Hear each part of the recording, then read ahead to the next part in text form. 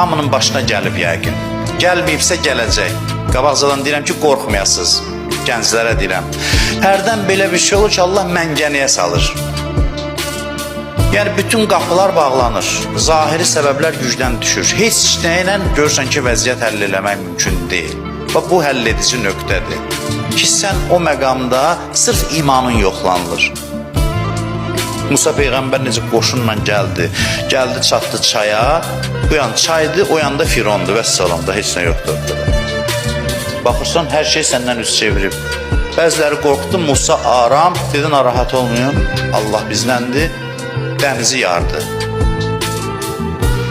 Həyatda bu hadisələr olur, hadisələrin hər biri sənin əleyhivə cəryan edir, görsən ki, heç bir sağa sola addım atamırsan, hər şey sənin əleyhivədir. Orada sən aram ola bilsən, ilahi sən varsan, məni görürsən.